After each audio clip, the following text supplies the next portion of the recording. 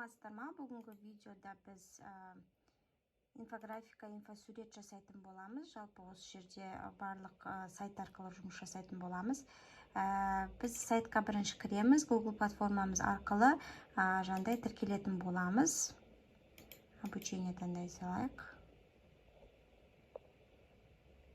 Міне енді бастапқы бесінде қараңыздар, презентацияда беріледі. Әртүрлі видео презентация жасауға да болады. Түрлі өзіңіздің креативіңізге қарай түрлі нәрсе жасауға болады. Әрқайсысына кіріп, жеке-жеке қарайтын боласыздар.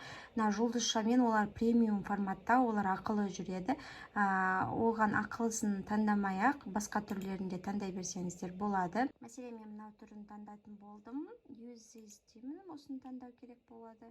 И мына жерде әртүрлі беттері шығады. Мысалға, қай бет сізге керек, допустим, барлығын таңдап, керек емесін алып тастасаңыздар болады. Мысалы, мынау маған керек емес, мынау керек емес деп. И ары қарай жалғастыратын боламыз осыны. Міне біздің слайдымыз ашылды. Енді осы слайдта біз таңдаған слайдтар бар. Керек еместерін шелек батырмасын басырып өшіріп тастайсақ болады, яғни. Ал керектерінде, допустим, мына жерде суреттің орнына өзіңіздің суретіңізді қойсаңыз болады. Мына тексттің барлығы өзгертіледі. Өзіңіз идеяңызға, тақырыбыңызға, креативіңізге қарай өзгертіп, осы жерден пайдалана аласыз. Міне біздің слайд ашылды. Өте әдемі екен, маған қатты ұнап тұр.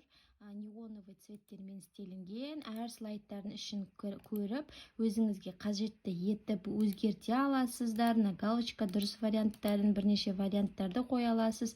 Өте қызықты қылып, өзіңіздің креативіңізге қарай өзгертіп түрлендіре аласыз. Тағы басқа бір слайдты ашып көрдім. Қазір мен бұл жерде өте керемет жасалынған слайд екен, қызықты қылып. Бұны өзгертіп өзіңізге арқылы өзгертіп алғаннан кейін, оң жақ бөлігінде жоғарыда All Set деген батырманы басамыз. Осыдан кейін All Set батырмасын басамыз төмендегі. Біз мына жерде Share деген батырманы таңдаймыз, себебі бізде бұл жанымнан копировать етіп аламыз да. Сонда осы ссылкамен біз жаңағы басқа оқушылармен, тағы басқалармен бөлісе аламыз. Сонда ол бізде не арқылы жұмыс жасайтын болады, интернет арқылы жұмыс жасайтын болады.